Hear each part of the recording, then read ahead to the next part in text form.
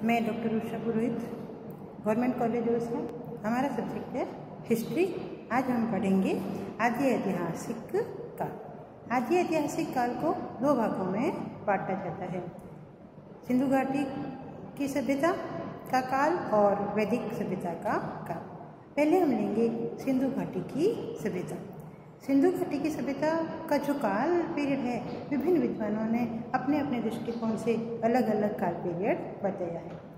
तो उन्होंने पुरातत्ववेत्ताओं ने अपना जो अवशेष प्राप्त हुए उन अवशेषों का अध्ययन किया और उन अध्ययन करने के बाद में अंततः कई विचार आए थे, लेकिन अंततः एक निष्कर्ष पर पहुँचे और वह निष्कर्ष था कि इसका जो काल पीरियड है वह 2500 ईसा पूर्व से लेकर 1500 ईसा पूर्व तक का निर्धारित किया जा सकता है, क्योंकि सिंधु घाटी की जो सभ्यता है वह एक नगरीय सभ्यता है।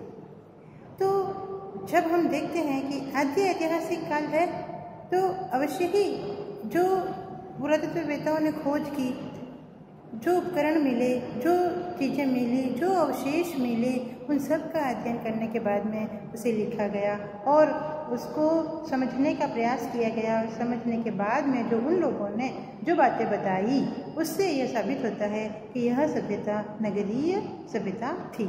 इसमें सुविकसित नियोजित तरीके से बनाए हुए नगर मिले हैं, सुविकसित तरीके से बनाई हुई सड़कें मिली है, एक विशाल स्नानागार जो है वह मिला है।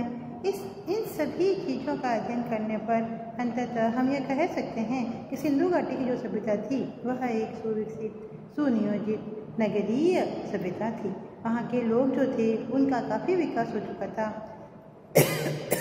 नदी घाटी सभ्यताओं के अंतर्गत सभी सभ्यताओं में सबसे प्राचीन सभ्यता सिंधु घाटी की सभ्यता को माना गया है। वो उसके जो अवशेष प्राप्त हुए हैं उनका, और जो दूसरी सभ्यताएं हैं उनके जो अवशेष प्राप्त हुए हैं, जैसे मिस्र की सभ्यता, मेसोपोटामिया की सभ्यता, बेबीलोनिया की सभ्यता, इन सभी सभ्यताओं के से प्राप्त जो अवशेष हैं वे, और सिंधु घाटी की सभ्यता से प्राप्त जो अवशेष हैं वे, इन सब का एक तुलनात्मक अध्ययन किया गया। उसमें अंततः यह निष्कर्ष निकला था कि सिंधु घाटी की सभ्यता के जो अवशेष हैं वह अन्य सभ्यताओं से अधिक प्राचीन प्रतीत होते हैं। इसलिए सिंधु घाटी की सभ्यता को हम इतिहास के अध्ययन में सबसे प्राचीन सभ्यता कहते हैं।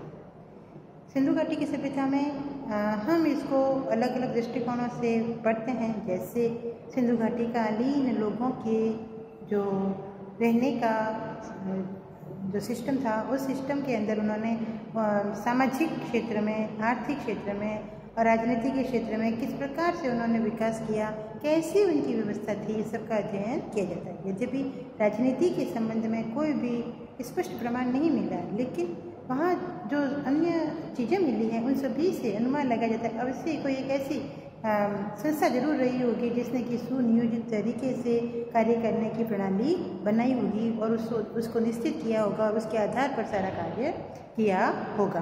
तो इसलिए हम ये कह सकते हैं कि वहाँ अवश्य ही कोई राजनीतिक व्यवस्था रही होगी। यद्यपि जो भी हमें अवशेष प्राप्त हुए हैं उसमें लिखित सामग्री तो अपार मिली है, लेकिन उसको अभी तक पढ़ा नहीं जा सका है।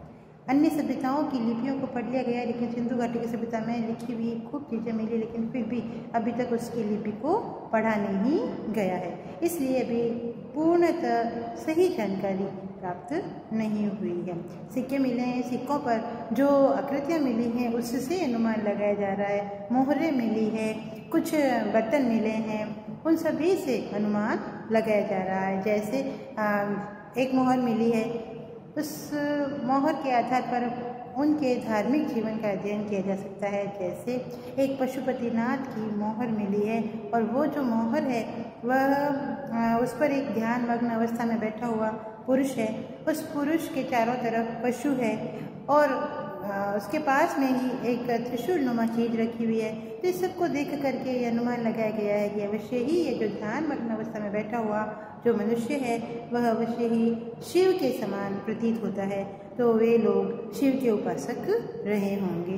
ठीक इसी प्रकार से कुछ छल्ले मिले हैं, उनको योनि का प्रतीक माना गया है। तो ऐसा माना गया है कि शिव और पार्वती के वे पुजारी थे, उनके उपासक थे, उनकी उपासना करते होंगे। साथ ही अनेक ऐसे अवशेष प्राप्त हुए हैं जिससे हम अनुमान लगा सकते हैं कि वे प्रकृति की भी पूजा करते थे, वन की पूजा करते थे, वन को देवी के रूप में मानते थे, तो वन देवी कह करके उनकी उपासना करते थे, वृक्षों की उपासना करते थे, वृक्षों की पूजा करते थे। समय समय पर हमें कई ऐसी चीज़ें मिली है जिन पर कुछ ऐसे वृक्ष और पत्ते मिले हैं हमें, जिसे हम अनुमान लगा सकते हैं कि अवश्य ही वे जो पौधे हैं, या तो वो तुलसी का पौधा है, नीम का पौधा है, बबूल का पौधा है, वो जो पत्तियां हैं उन पत्तियों को देख करके हम ये अनुमान लगा सकते हैं कि अवश्य ही ये पेड़ पौधों की भी पूजा करते होंगे, माता देवी की उपासना करते होंगे। तो इस प्रकार से हम विभिन्न अवशेषों से ज्ञात कर सकते हैं कि सिंधु घाटी की जो सभ्यता के लोग थे उनका धार्मिक जीवन जो था वह किस प्रकार का रहा होगा। अब आता है कि नगरीय सभ्यता हम उसको कहते हैं। तो कैसे कहते हैं नगरीय सभ्यता? तो जो हमें भवन मिले हैं, भवन निर्माण की जो शैली मिली है, तो भवन निर्माण की शैली में जो हमें एक प्रकार के बने हुए भवन हैं, जैसे प्रवेश द्वार है, प्रवेश द्वार के अंदर एक छोटा चौक है, चौक के पास में 2 कक्ष बने हुए हैं छोटे छोटे, बीच में खुला चौक बना हुआ है। तो इस प्रकार से हम कह सकते हैं, और ये सारे एक जैसे बराबर बराबर नाप के बने हुए मिले हैं, जिससे अनुमान लगा सकते हैं कि अवश्य उन्होंने नियोजित तरीके से नगर का निर्माण किया होगा।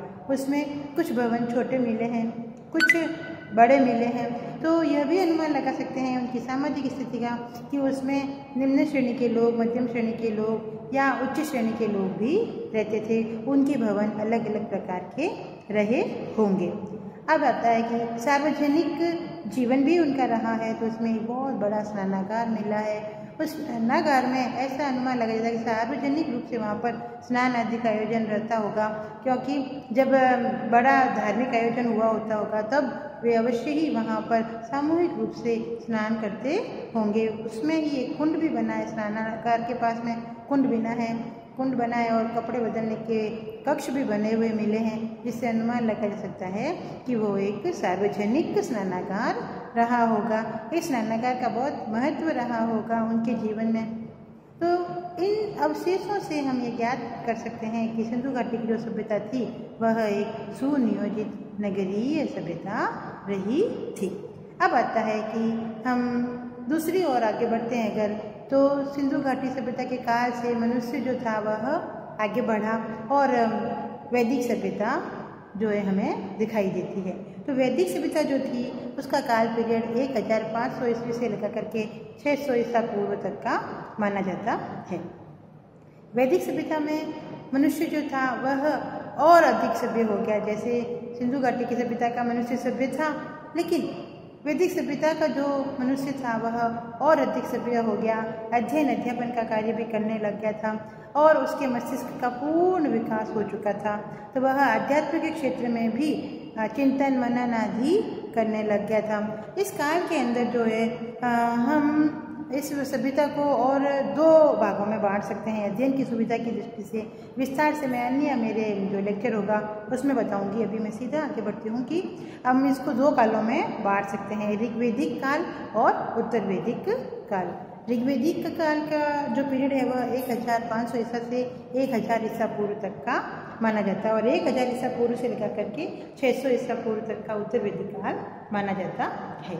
तो इस प्रकार से यदि हम देखें तो ऋग्वैदिक काल में जो था उन्होंने अपने वैदिक आत्मा से संबंधित, परमात्मा से संबंधित जो चिंतन मनन ऋषि मुनियों ने किया था, जो मनुष्य जो था वह आगे बढ़ा और उसने जो भी अपने अनुभव से, जीवन के अनुभव से जो भी बातें बताई वो सब जो थी वह ऋग्वैदिक काल में आती है। ऋग्वैदिक काल में जो ऋषि मुनि थे उन्होंने अपने शिष्यों को ज्ञान करवाया, उन शिष्यों ने अपने शिष्यों को ज्ञान करवाया।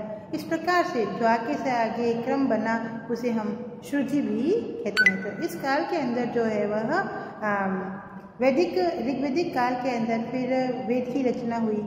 वेद जो है मुख्य रूप से अलग अलग विषय के अंदर हमें जानकारी देता है, जैसे राजनीति की जानकारी देता है, अर्थशास्त्र की जानकारी देता है, धार्मिक जीवन की जानकारी देता है, अध्यात्म के क्षेत्र में जो विकास हुआ उसकी जानकारी देता है। इस प्रकार से खूब सारे विषय जो थे वह इस वेद के अंतर्गत हमें प्राप्त होते हैं अध्ययन करने के लिए। तो इसकी अध्ययन की सुविधा के लिए अंततः इसको 4 भागों में बांटा गया। वे जो 4 भाग हैं उन्हें वैदिक संहिताएं भी कहा जाता है। वे जो वैदिक संहिता हैं उसमें है ऋग्वेदिक संहिता, सामवेद, यजुर्वेद और अथर्ववेद। ये 4 भागों में इसको बांटा गया है। इसको बांटने का जो काम किया था वह बाद के समय में किया गया था और कहा जाता है कि कृष्णद्वैपायन व्यास के द्वारा इसका ये विभाजन किया गया था, तो इसलिए उनका एक नाम और पड़ गया, वो है वेद व्यास। तो वेद व्यास जो थे उन्होंने इन संहिता का निर्माण किया था, तो उनका नाम वेद व्यास नहीं है, कृष्णद्वैपायन व्यास है। उसके बाद में उत्तर वैदिक काल में आते आते परिस्थितियाँ कुछ बदल गई थी। इतना बड़ा जो ये ग्रंथ था वह अध्ययन की सुविधा से सुलभ नहीं था। ये 4 संहिताएं बनने के बाद में भी जो था काफ़ी कठिनाई होती थी अध्ययन करने के लिए। तो फिर जो